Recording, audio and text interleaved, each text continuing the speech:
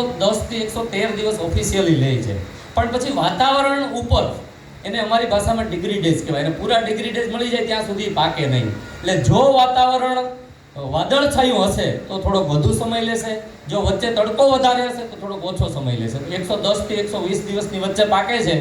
એટલા માટે સમગ્ર સૌરાષ્ટ્રની વરસાદની પેટર્ન હવે એ ટાઈપની છે કે લગભગ છેલ્લે વરસાદ થાય છે ઉપાડતી વખતે. અને જો પાણીની સગવડતા હોય તો તમે 25 મેની આસપાસ 25 મે થી 15 જૂનની વચ્ચે જો તમે ઓરવીને વાવશો તો વધુ સારામાં સારું રિઝલ્ટ તમને મળશે. કારણ કે અર્ધ વેલીડી જાત છે, 120 દિવસમાં પાકે છે. બરાબર. ઓરવાની વ્યવસ્થા હોય તો વહેલા વાવવાની ભલામણ છે, અને ન હોય તો વાવણીની વાવશો તો પણ કાંઈ વાંધો એટલા માટે નથી કે આમાં ડોર્મન્સી છે એટલે છેલ્લે ઉગશે નહીં. 32 નંબર વિશે 32 નંબર જુનાગઢ કૃષિ યુનિવર્સિટીની વેરાયટી છે. એ પણ ખૂબ સારી વેરાયટી છે, પણ ખાસ કરીને ગિરનાર ચારની ભલામણ અમે એટલા માટે કરીએ છીએ કે ખાવાની દ્રષ્ટિએ અને ઉત્પાદનની દ્રષ્ટિએ બંને દ્રષ્ટિએ આ ખૂબ સારામાં સારી વેરાયટી છે. 32 નંબર પણ સારી જ છે, તમે એ પણ વાવી શકો, એનું હું પેલું નથી કરતો.